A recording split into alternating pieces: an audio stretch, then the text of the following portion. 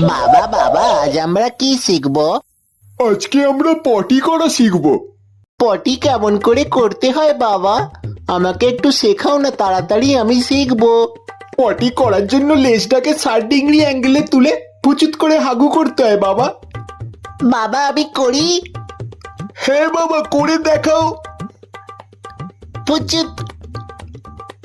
বাবা হয়েছে? না না, হয়নি হয়নি। কেন হয়নি বাবা? এরকম ভাবে পটি করলে যে পক্ষী সমাজ আমাদের পক্ষীচ্যুত করবে, এরকম ভাবে পটি করতে নেই বাবা। লেজটাকে ওই দিকটায় ঘোরাও বাবা। হ্যাঁ হ্যাঁ, ওই দিকটায়। হ্যাঁ, এবারে ফুচুত। এবারে হয়েছে বাবা।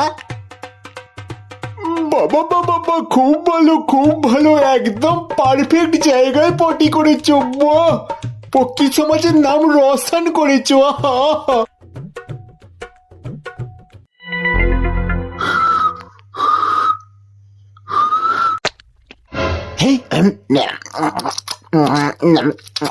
এই হতচ্ছাড়া পাখি আমার মাথায় হেগে দিল।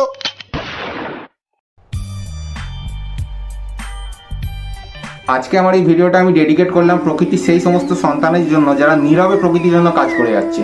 আমি বলছি পাখিদের কথা, যাদের খাওয়া ফলের বীজগুলো যখন পটির আকারে বিভিন্ন জায়গায় ভূপৃষ্ঠে পড়ে, সেখান থেকে নতুন গাছের জন্ম হয়। যারা কীট পতঙ্গের নাশ করে চাষিদের ফসল নষ্ট হওয়া থেকে বাঁচায়। সাধারণত মানুষ হিসেবে আমরা হয়তো সায়েন্স অ্যান্ড টেকনোলজিতে প্রচুর পরিমাণ ডেভেলপ করে গেছি, কিন্তু প্রকৃতিকে আমরা কি দিতে পেরেছি এই ব্যাপারে অনেকটাই আমার সন্দেহ রয়েছে। ক্রমাগত ভূপৃষ্ঠের টেম্পারেচার বাড়ছে, ক্রমাগত আমরা গাছ কেটে বিল্ডিং ইনফ্রাস্ট্রাকচার বানিয়ে যাচ্ছি। একসময় মাটির তলায় জল পর্যন্ত শেষ হয়ে যাবে, তো আমরা সেটার জন্য কিছুই করছি না। তো আমার এই ভিডিওটা বানানোর উদ্দেশ্য হচ্ছে এই, পারলে একটা গাছ লাগান। আমি আগে লাগিয়েছি, তারপরেই আপনাকে রিকোয়েস্ট করছি যে পারলে একটা গাছ লাগান। আর যদি গাছও না লাগাতে পারেন, তাহলে এক মুঠো চাল আর একটা ছোট্ট নারকোল মালার মধ্যে একটু জল নিয়ে গিয়ে ছাদে বা কোথাও রেখে দিন। তাহলে এই প্রকৃতির কারিগরগুলোর প্রকৃতির জন্য কাজ করতে খুব সুবিধা হয়। আগামী দিনে আমি আরও নতুন নতুন অ্যানিমেশন ভিডিও নিয়ে আসবো আপনাদের জন্য। অবশ্যই সেগুলোকে দেখার জন্য আমার পেজটাকে সাপোর্ট করে দিন ভটকাই দাতুনকে, এবং আমার ইউটিউব চ্যানেলটিকেও সাবস্ক্রাইব করে নিন।